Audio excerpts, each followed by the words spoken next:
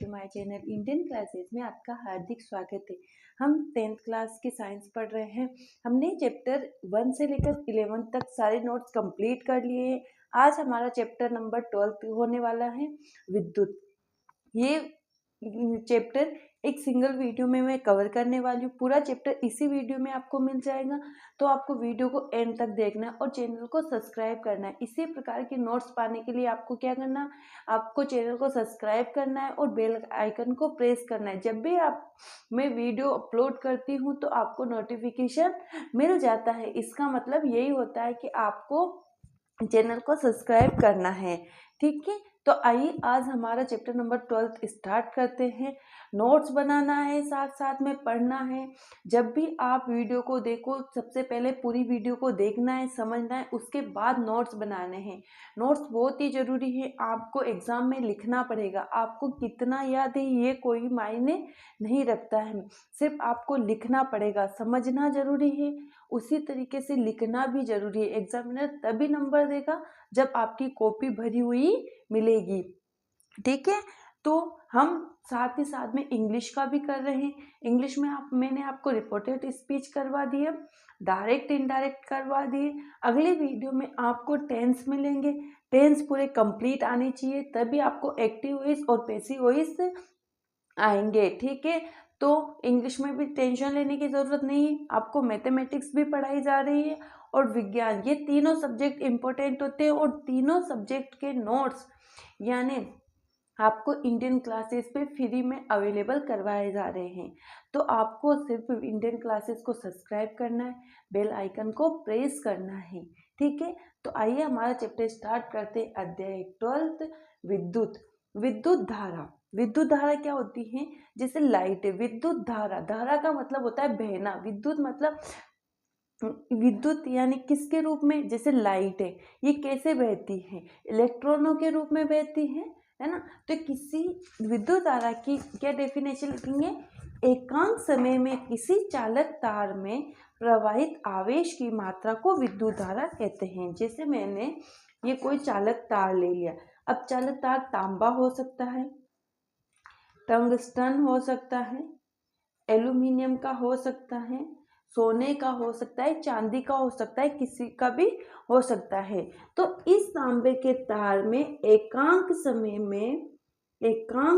में कितनी धारा प्रवाहित हो रही है, उस धारा की आवेश की मात्रा होती है, उसे हम विद्युत धारा कहते हैं। अर्थात I बराबर Q बटा T। I हमारा एम्पियर होगा, Q हमारा कूलाम होगा और T हमारा सेकंड होगा। तो C बटा T इसको लिख सकते हैं।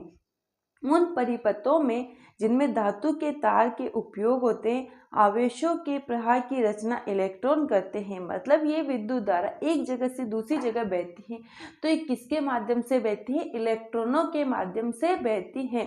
विद्युत धारा की दिशा इलेक्ट्रॉनों की प्रवाह की दिशा के विपरीत होती है।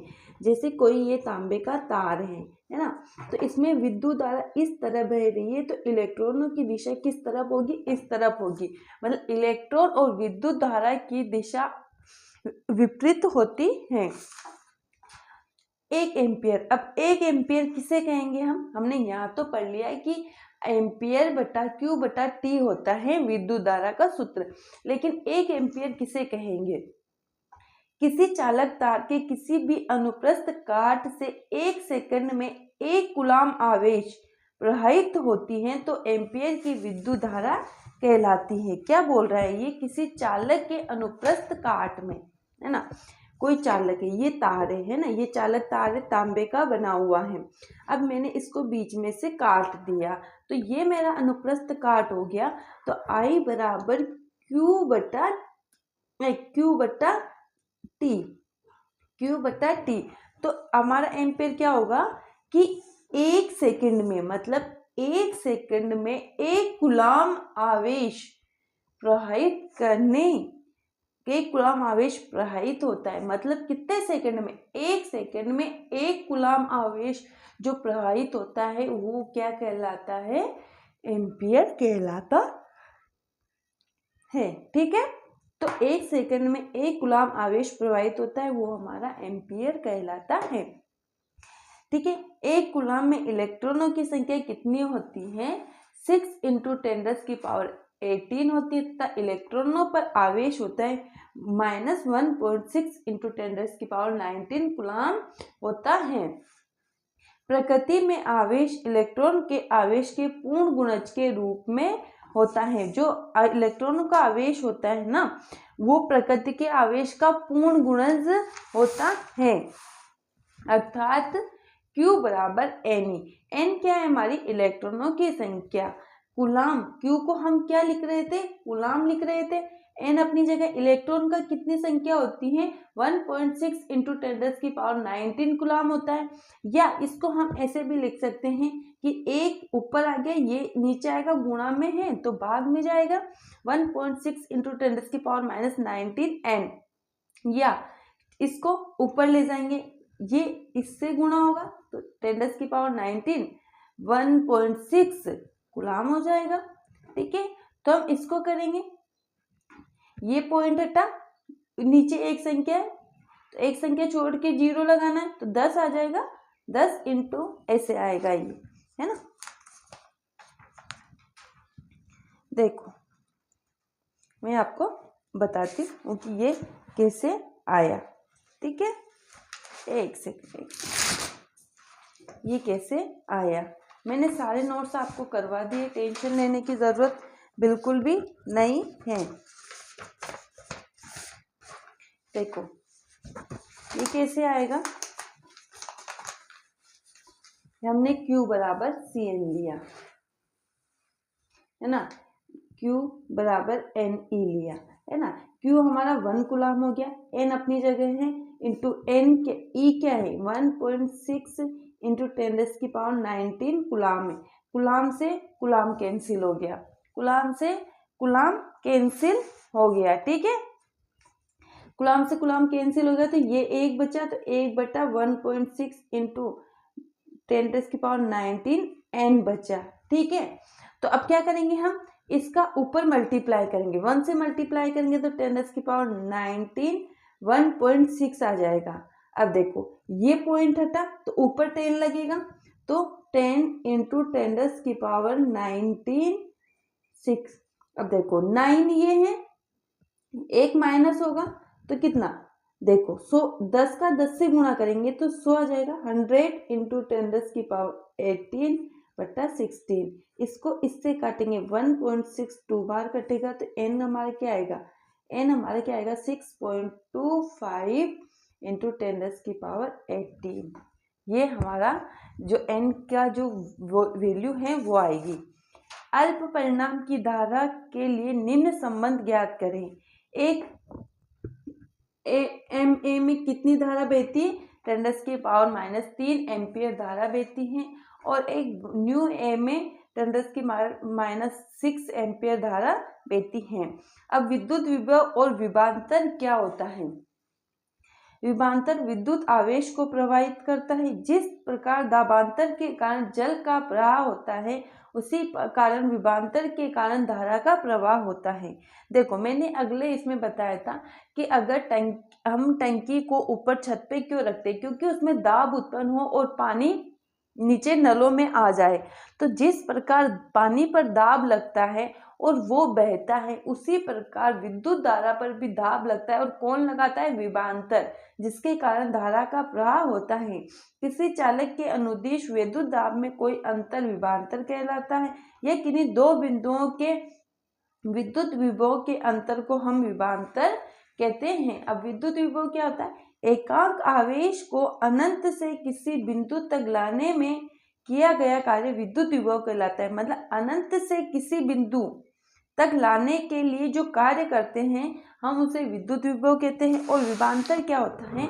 एकांक समय में एक बिंदु से दूसरे बिंदु तक ले जाने में किया गया कार्य उन दो बिंदुओं के बीच का विभवांतर कहलाता है। विभव कार्य बटा आवेश, तो V बटा W बटा Q लिखेंगे। आवेशित कणों के लिए किया गया कार्य W बराबर QV होता है।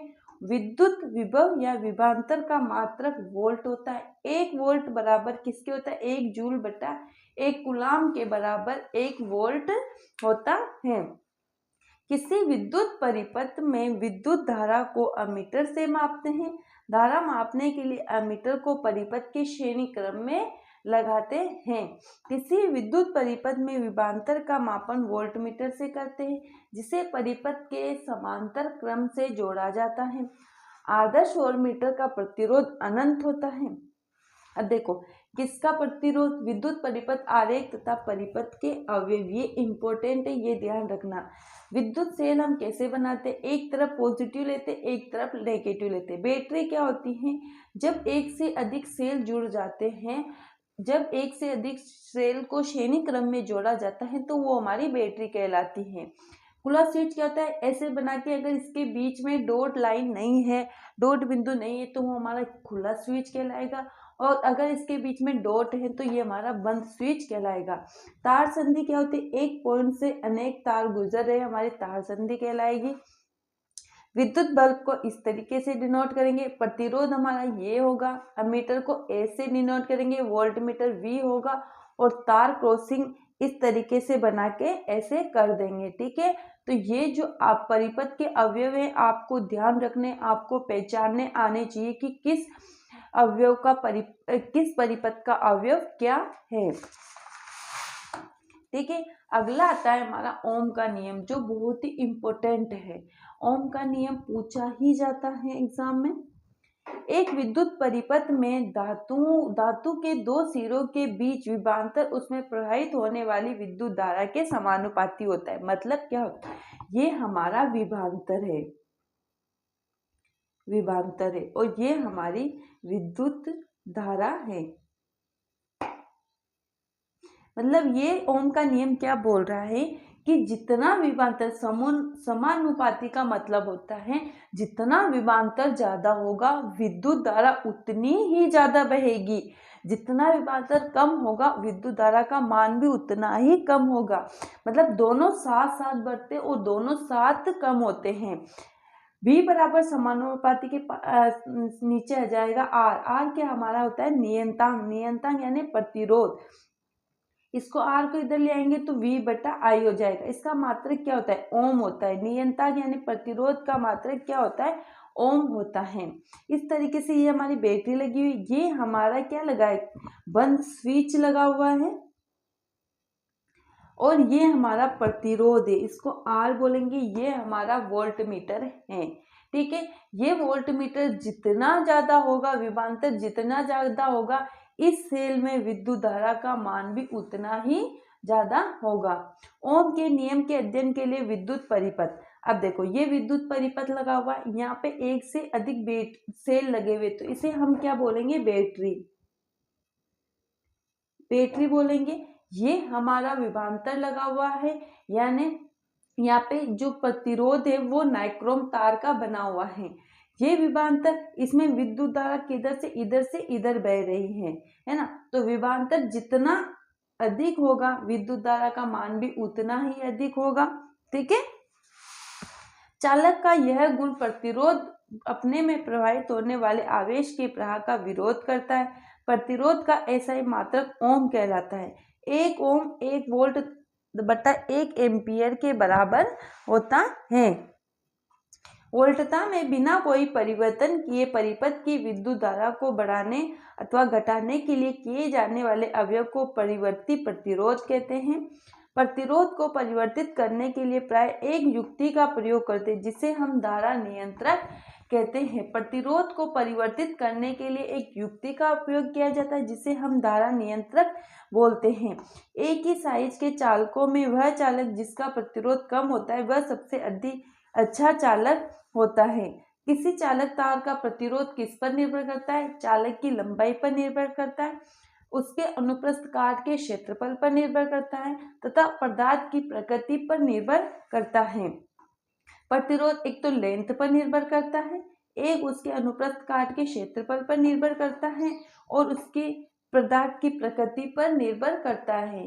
यहाँ थीटा एक स्थिरांक है जिसे प्रतिरोधकता कहते हैं। तो थीटा बराबर R इंटू ए बटा एल हो जाएगा। तो R को हम इससे लिखेंगे, M को स्क्वायर बटा एम, तो एम से एम कट गया, ओम इंटू एम हो जाएगा। प्रतिरोधक का मात्रक क्या होता है, ओम इंटू मीटर होता है। धातुओं तथा मिश्र धातुओं की प्रतिरोधकता अत्यंत कम होती है, जिसका परिसर 10⁻⁻⁻ ओम मीटर तथा 10⁻⁻⁶ ओम मीटर है। ये माइनस है, मतलब इसकी प्रतिरोधकता बहुत ही कम होती है। प्रतिरोधकता बहुत कम होगी तो ये विद्युत के अच्छे चालक होंगे। ये विद्युत के अच्छे चालक हैं।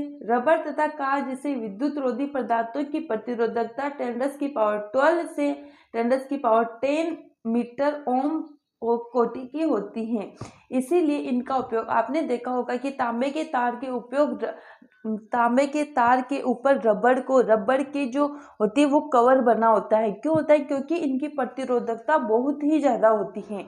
प्रतिरोधकता बहुत ही ज्यादा होगी तो ये विद्युत के अच्छे चालक नहीं होंगे, मतलब इनमें करंट का आना संभव नहीं है। किसी पदार्थ का प्रतिरोध तथा प्रतिरोधकता का दोनों ही ताप में परिवर्तन के साथ परिवर्तित होती हैं। अब आता है मिश्र धातु। मिश्र धातु क्या होती है, मिश्र धातुओं का उपयोग उच्च ताप पर शीघ्र ही अपचय नहीं होता है। इसी कारण इसका उपयोग विद्युत इस्त्री, टोस्टर आदि में किया जाता है। जो एक से अधिक धातुओं से मिलकर बनी होती हैं उसे हम मिश्र धातु कहते हैं। इनका उपयोग ये क्या होता है, उच्च ताप पर भी इनका पिघलना संभव नहीं है, इसीलिए इनका उपयोग इस्त्री, टोस्टर आदि में किया जाता है। बल्ब के तंतु में टंगस्टन होता है और विद्युत संचरण हेतु तांबा और एल्यूमीनियम का तार ही प्रयोग में लिया जाता है। प्रतिरोध को परस्पर संयोजित करने की दो विधियां होती है, एक तो श्रेणी क्रम संयोजन होता है, दूसरा समांतर क्रम संयोजन या पार्श्व क्रम संयोजन होता है। श्रेणी क्रम संयोजन क्या होता है, किसी परिपथ में प्रतिरोध का ऐसा संयोजन जिसमें पहले प्रतिरोध का दूसरा सिरा दूसरे प्रतिरोध के पहले सिरे से तथा दूसरे प्रतिरोध का दूसरा सिरा तीसरे प्रतिरोध के पहले सिरे से जुड़ा होता है, ये हमारा श्रेणी क्रम संयोजन कहलाता है। ये श्रेणी क्रम संयोजन का डायग्राम है।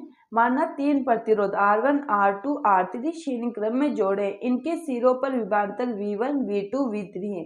इस स्थिति में समान धारा प्रवाहित होती है।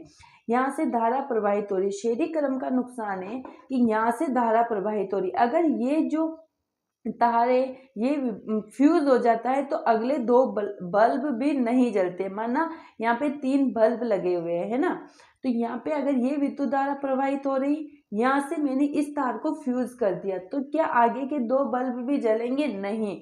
श्रेणी क्रम में यहाँ पे स्विच लगा हुआ है तो सारे बल्ब एक ही साथ जलेंगे और एक ही साथ बंद होंगे। इसको कैसे निकालेंगे? विभवांतर V1, V2, V3। V को V बराबर हम IR लिखते हैं, है ना, तो V की जगह हम IR लिख देंगे तो IR1, IR2, IR3। फिर इसमें सब में I आ रहा है तो I को बाहर कॉमन ले लेंगे, R1, R2, R3। I से I कैंसिल हो जाएगा तो क्या बचेगा हमारा, R बराबर R1, R2, R3। स्पष्ट है कि श्रेणी क्रम में प्रतिरोध को जोड़ने पर तुल्य प्रतिरोध तीनों प्रतिरोधों के योग के बराबर होता है। मतलब ये हमारा तुल्य प्रतिरोध है, किसके बराबर होता है? इन तीनों के योग के बराबर ये हमारा तुल्य प्रतिरोध होता है। समांतर क्रम संयोजन में कहता है किसी परिपथ में प्रतिरोधों का ऐसा संयोजन जिसमें सभी प्रतिरोधों के एक सिरे को बिंदु A से तथा सभी प्रतिरोधों के दूसरे सिरे को बिंदु B से जोड़ सकते हैं, ये हमारा समांतर क्रम संयोजन कहलाता है। इसका डायग्राम ये है, इसमें एक परिपथ ऊपर जा रहा है, एक बीच में, एक नीचे। तो इसका फायदा ये है कि यहाँ पे स्विच लगा हुआ है, अगर मैं इधर बंद कर दूंगी तो इसमें धारा प्रवाहित होना बंद हो जाएगी, लेकिन इन दोनों में धारा का प्रवाह होता रहेगा। माना 3 प्रतिरोध R1, R2, R3 समांतर क्रम में जोड़े गए हैं तो इन पर विभव समान होगा लेकिन विद्युत धाराएं अलग अलग बहेगी। यहाँ पे विभवांतर समान होगा, तीनों का विभवांतर एक ही है, जबकि हमने ऊपर देखा था कि तीनों का विभवांतर अलग अलग था, लेकिन यहाँ पे तीनों का विभवांतर एक ही है लेकिन धारा अलग अलग बह रही। इसमें I1, I2 और I3 हो जाएगा, ठीक है। तो I1, I2, I3, I को हम V बट्टा R लिख सकते हैं तो V बट्टा R1, V बट्टा R2, V बट्टा R3।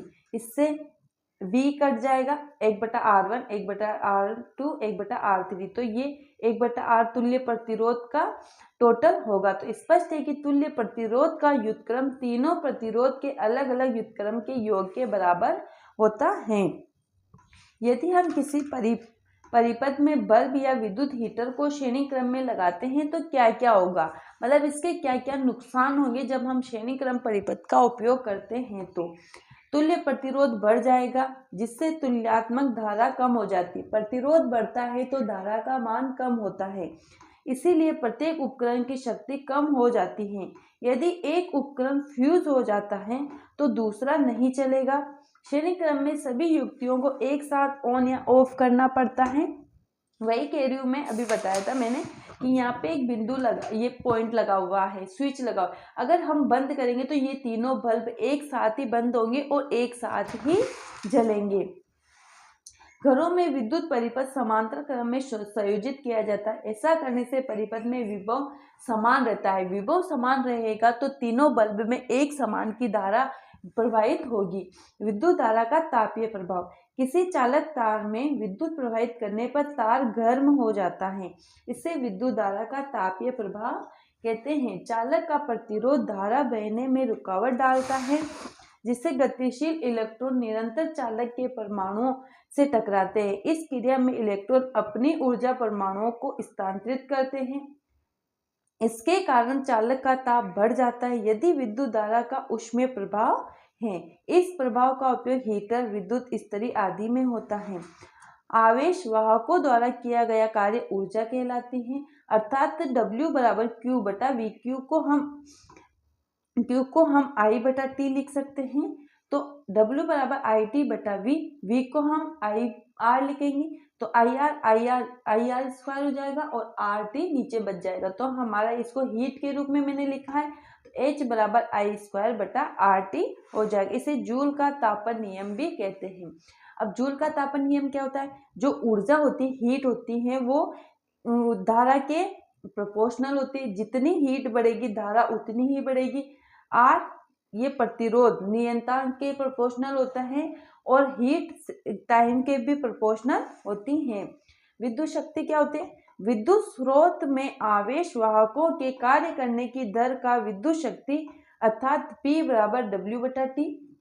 इसका मात्रक जूल सेकेंड होता है, तो W को हम Q/V/T लिख सकते हैं, है ना।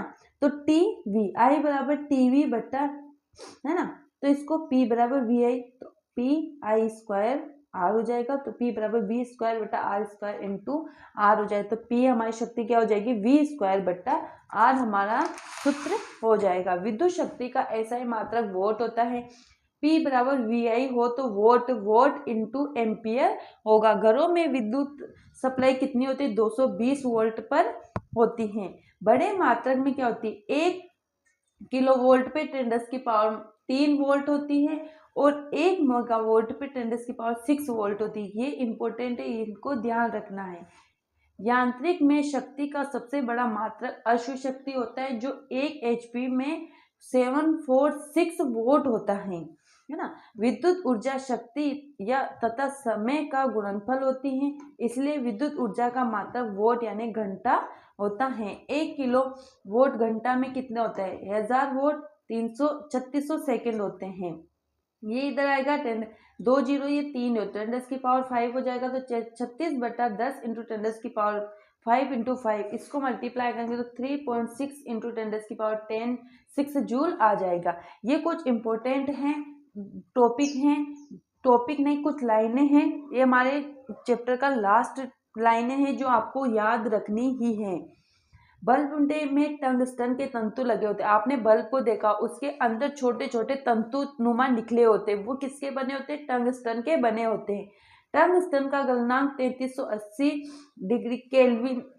डिग्री सेल्सियस होता है। बल्ब में नाइट्रोजन तथा ऑर्गन गैस भरी जाती है, जो तंतु की आयु बढ़ाता है। जूल के तापन नियम का उपयोग फ्यूज में करते हैं। फ्यूज को परिपथ के श्रेणी क्रम में लगाकर परिपथ साधित्रों की सुरक्षा की जा सकती है।